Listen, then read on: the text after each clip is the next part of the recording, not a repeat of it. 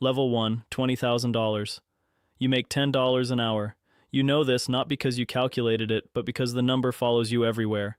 Into the grocery store, into the gas station, into every conversation you avoid about what you do for a living. After taxes, you take home roughly $1,400 a month. Rent is $750 for a room. Not an apartment, a room. In someone else's house with someone else's rules and someone else's noise through the wall at 2 a.m., you eat what costs less, rice, ramen, whatever's on the bottom shelf. You stop pretending you choose these things. You don't choose. The number chooses for you. $10 an hour doesn't give you preferences. It gives you math. Your car has 190,000 miles on it. The check engine light has been on so long, it feels like a feature. You put $20 of gas in at a time because filling the tank means skipping something else. Everything at this level is a trade, gas or groceries. Groceries or phone bill. Phone bill or the one pair of shoes falling apart since March. You're at the register. Buying toothpaste and a loaf of bread. The card declines. Not because you're broke, because the $11.40 hasn't cleared yet from the transfer you made this morning. You step aside, you open the app, you refresh it twice. The cashier waits. The person behind you waits. You feel something shrink inside you that has nothing to do with money. Your friends from high school split into two directions. Some went to college, some got better jobs. You see their lives on your phone while sitting in a parking lot eating a $5 meal between shifts. You don't hate them. You stop comparing because comparing at $20,000 feels like staring at the sun. It doesn't help. It just burns. You Google jobs at midnight. Every listing that pays more wants experience you can't get without already being there. The trap isn't laziness. It's the loop. Work, pay, survive, repeat. And the thing that keeps you up isn't tonight. It's the fear that this loop is permanent, that this is just how it stays. The first rule, at $20,000, you don't manage money. Money manages you. Level 2, $35,000. The first salary that feels like stability, not good money, real money. The kind with benefits and direct deposit and a title on your email signature that makes you feel like you belong somewhere. You move into your own apartment, not a room, a full apartment, one bedroom, small kitchen, a door that locks behind you and the silence on the other side belongs entirely to you. That silence feels like the most expensive thing you've ever owned. You can eat without calculating first. You fill your gas tank all the way, and the feeling of watching it hit full is something people at higher levels will never understand. You buy new shoes, not expensive, just new, and you wear them to work the next day with a posture that's slightly different than the day before. But $35,000 in a city that charges $1,200 for a one-bedroom is still tight. You just don't feel the tightness every second anymore. It moved from your throat to your shoulders, still there, just quieter. The panic of $20,000 is gone, replaced by something duller, a low awareness that one bad month could pull you back. You start noticing things you couldn't see at $20,000, people around you earning more, not much more, just enough that their weekends look different, their apartments look different, their stress looks different. You're not jealous, you're just aware now. You check your account on Fridays, not panic, habit.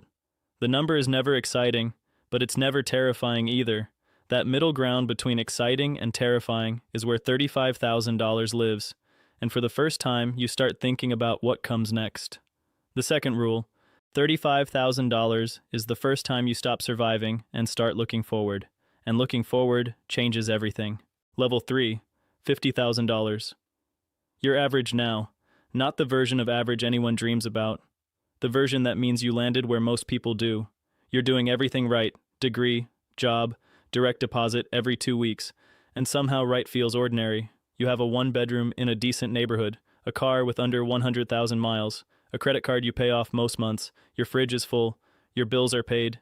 You can go to dinner without checking your account first. That used to feel impossible. Now it feels normal, and normal is the problem.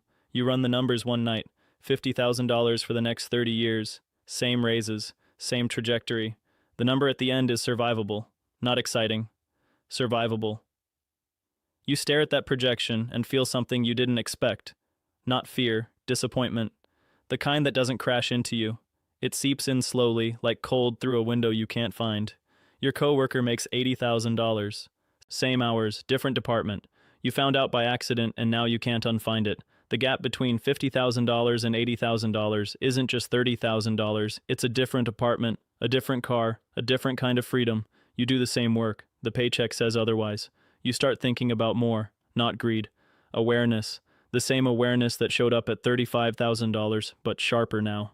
Because at $50,000, you can see both directions clearly. You see $20,000 behind you, and you're grateful. You see $100,000 ahead of you, and you're hungry. And sitting in the middle of that view is the most uncomfortable place on the entire scale. The third rule. $50,000 is the mirror. You see exactly where you are, and exactly where you're not. Level 4. $75,000. Something shifts. Not in your bank account, in your mornings. You wake up and money isn't the first thought. It's there, still present, but it's not leading anymore. For the first time in your life, you think about what you want before you think about what you can afford. You moved into a better apartment. Not luxury, just space. A second bedroom you turned into an office. A kitchen where you actually cook. A neighborhood where you sleep through the night. The upgrade wasn't dramatic, but the feeling of walking into something you chose instead of something you settled for changes how you carry every single day. You book a flight without waiting for a sale. You buy groceries without checking the total. Small shifts that feel enormous to someone who remembers $20,000. You're not rich, but the math works now, comfortably, quietly, without the constant negotiation that defined every level below this one. People start calling you successful. You don't correct them, but the word feels borrowed, like a jacket that fits but isn't yours. Because you know what $100,000 looks like from here, and $75,000 still feels like the waiting room. The gap between you and your old friends is showing now, not in arguments, in silences, in the things you stop mentioning because talking about your new apartment to someone still renting a room feels like a language they didn't ask to hear. You don't pull away, the altitude does it for you. The fourth rule. $75,000 is where money gets quiet, and in that quiet, you finally hear yourself. Level 5. $100,000, 6 figures, the number everyone chases. You thought crossing it would feel like arriving somewhere. It doesn't. It feels like walking through a door into a room bigger than you expected, with more doors you didn't know existed. Taxes take more than you imagined. $100,000 is really $72,000 after the government takes its cut. In New York or San Francisco, $100,000 is survival money dressed in a nice title. You're rich to your family, you're average to your coworker, you're broke compared to your neighbor. The number means everything and nothing depending on who's looking. You stop telling people what you make, not humility, protection. At $100,000, everyone has an opinion about your money. Family members call more often, friends pitch ideas, strangers on the internet tell you you're not really wealthy. Everyone suddenly knows what you should do with a number they've never held. The lifestyle didn't change the way you thought. Better apartment, better food, better clothes. But the jump from $75,000 to $100,000 doesn't feel like the jump from $20,000 to $35,000. That first jump changed your life. This one changed your options. And options without clarity is just a more comfortable version of being lost. You sit with a number you chased for years and realize chasing was the point. Having it feels nothing like wanting it. The hunger was the engine. Now the engine is quiet, and you're not sure what's supposed to drive you next. The fifth rule. 6 figures is a door, not a destination. And what's on the other side is a question, not an answer. Level 6. $150,000. Life changes visibly, not dramatically, visibly. The apartment is nicer. The car is newer. The vacations are real, not just long weekends driving somewhere close. But the biggest change isn't material. It's social. You stop relating to conversations about money problems. Not because you don't care, because you forgot what it feels like. That forgetting creates distance you don't notice until someone reminds you. A friend asks to borrow money. The amount is small to you. It's everything to them. You say yes without thinking. They say thank you in a way that carries weight you weren't expecting. That gap isn't financial. It's experiential. You live in different worlds now. Same city, same streets, different math. You start measuring life differently, not in paychecks, in freedom. Can you leave this job without panic? Can you take a month off? Can you say no to things that drain you without consequences? The answer is almost. Not yet. But almost. The sixth rule, $150,000 is where money stops being the conversation and starts being the silence between conversations nobody has anymore. Level 7, $250,000. Different world, different problems, different language.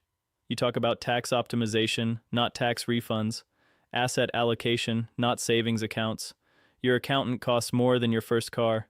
The people around you earn similar numbers, not by design, by gravity. Conversations shifted without anyone announcing it. Dinners where nobody checks the bill. Weekends where nobody suggests the cheap option. Not because anyone is showing off, because cost stopped being a variable in the equation. You stopped explaining your life to people who don't live at this altitude, not arrogance, accuracy. The language doesn't translate. When you say my tax situation is complicated to someone at $35,000, their eyes change. Not judgment, distance, the same distance you felt looking up from $20,000. Now someone is looking up at you with that same expression, and you understand both sides, which makes it lonelier, not less. The seventh rule, the higher the salary, the smaller the circle, and the smaller the circle, the quieter the room. Level 8, $500,000. Money becomes invisible. You don't check prices, you don't check your balance. Decisions aren't about cost anymore. They're about time. Everything is measured in time now. What costs you hours, what saves you hours, what earns while you sleep. Your problems have different names. Estate planning, trust structures, capital gains, words that didn't exist in your vocabulary at $20,000. You didn't learn them by choice. The money required it. The isolation is real, not loneliness, something else.